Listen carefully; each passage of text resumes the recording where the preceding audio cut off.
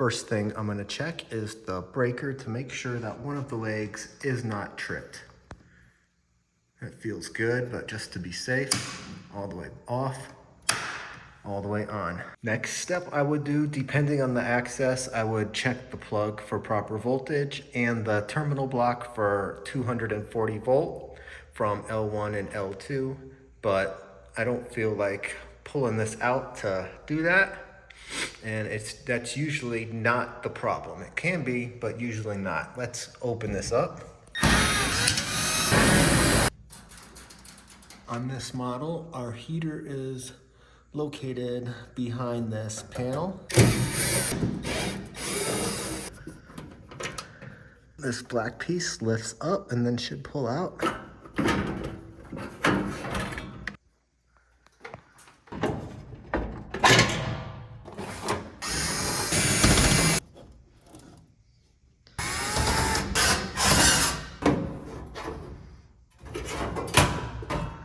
Now we have access to our heater. Before we go any further, under this right here, there is a diagram turning the breaker off. So here's our heater. This is gonna be our load of interest. We've got L2 that comes down and there's a switch here. This is the start and stop. And then we've got a series of limit switches and thermal fuses that it has to go through. I've got my meter set to ohms. Gonna check it out. Okay, maybe power's off, by the way. And I'm just gonna ohm across our heater. Here we have L1 from the diagram, RS, red stripe, and then L2, which is just red. I've got one lead off.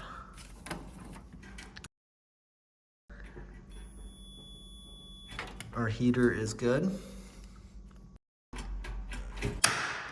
I've got it set to a heat cycle where the heat will kick on, and I'm gonna turn it on and do some tests. This is not a do-it-yourself video.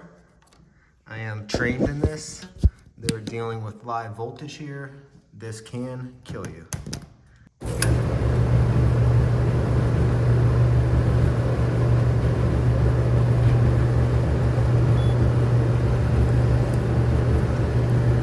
Alright, if I test L2 to ground,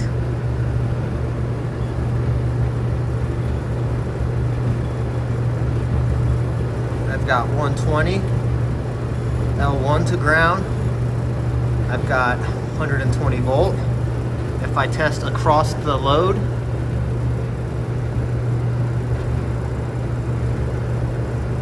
I've got nothing. That's just ghost voltage on there, right there.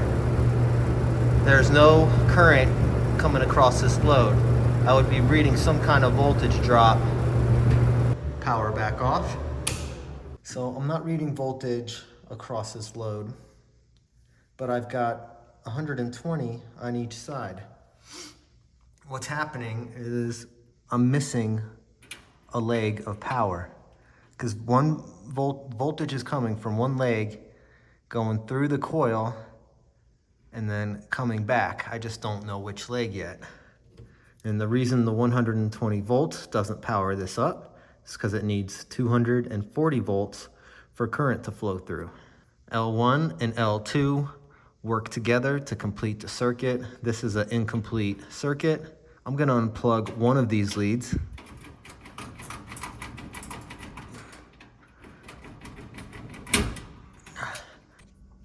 So we've got our red stripe here. This goes up to a resistor, but it reconnects out. It goes to your high limit thermostat, normally closed, thermal fuse, which is gonna be closed, another thermal fuse, close, and an operating thermostat, normally closed. So I'm just gonna ohm out this line that goes through all these safety switches and start there. It'll only take a second to test them all. Start with our thermostat. Good. Good. Good. Good. Good.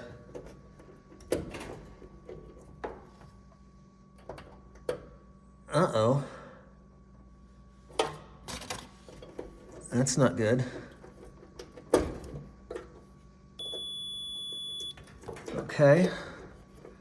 So we're missing continuity on this right here. I can now take my meter and just verify.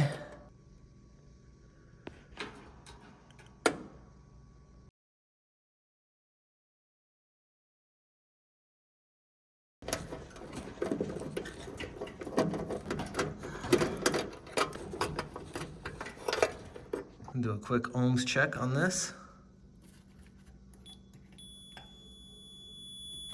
It is closed, so let's throw this in.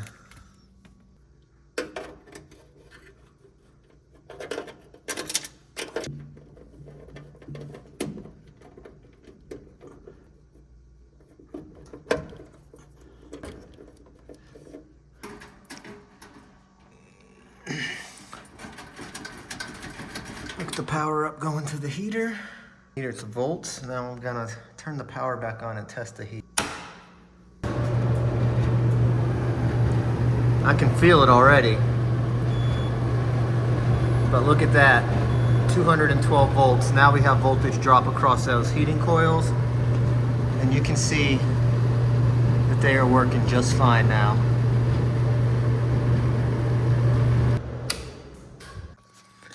These fuses usually blow for a reason.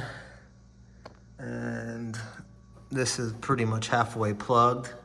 This is where the filter goes. So I'm just gonna clean all this up and then put it back together. Always put the wiring diagram back for the next tech.